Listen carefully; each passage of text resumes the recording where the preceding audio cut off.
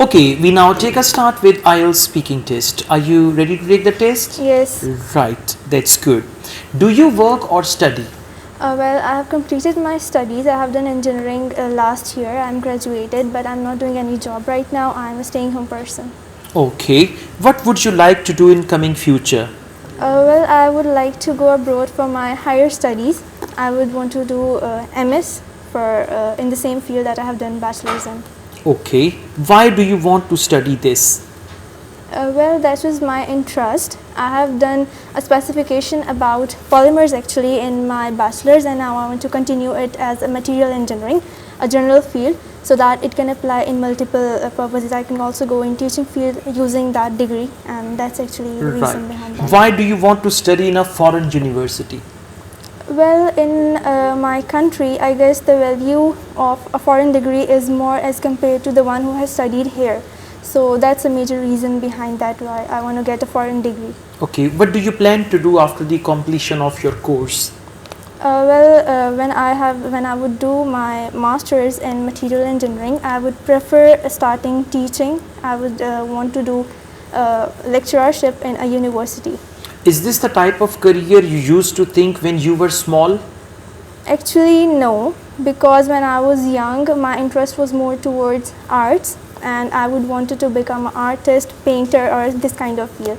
But when I grew up, then my interest actually changed, and now I wanted to adopt teaching field as a career. What is the practical application of the subject which you are studying now? As I have done bachelor's in polymer engineering, that's about insulative materials like plastics basically. It's general. If I talk about general thing, it is material engineering, and it is more applicable in abroad regarding research purposes. For example, various metals are being replaced by polymers. Okay, all right. We now move on to IELTS speaking part 2. Here is the paper and the pen, Thank you. and this is your topic. You now have to speak on this topic for 1 to 2 minutes. Okay. Although I have a lot of toys and I have bought them since my childhood, and I am actually a toy lover. But the toy that I would like to talk about today is a teddy bear that I have since my childhood. That teddy bear was gifted to me by my father when I was actually 3 years old. He bought that from Dubai for me, and that time it was really expensive. And talking about its appearance, it was at that time it was larger than myself, and it was white in color and huge and really soft.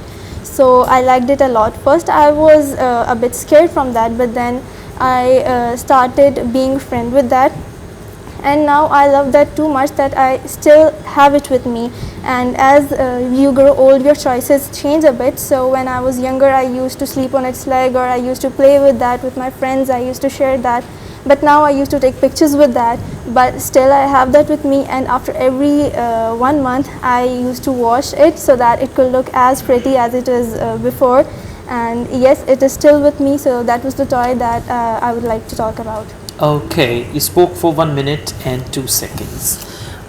We now move on to IELTS speaking part 3. Why do children play with toys? Well, that I guess it's the interest of children, and it depends upon their choices as well, and gender as well. For example, girls used to play with dolls or doll houses. Boys like to play with cars or this kind of. Why do children play with toys? According to my opinion, children used to play with toys for their interest or to pass time, and their parents give them toys to play when they think they have to do some work. So moreover, I think children have their own choices about toys. For example, girls like to play with dolls or doll houses kind of thing, kitchen stuff, and boys like to play with cars. All right. Do you think the toys today are different from the toys in the past?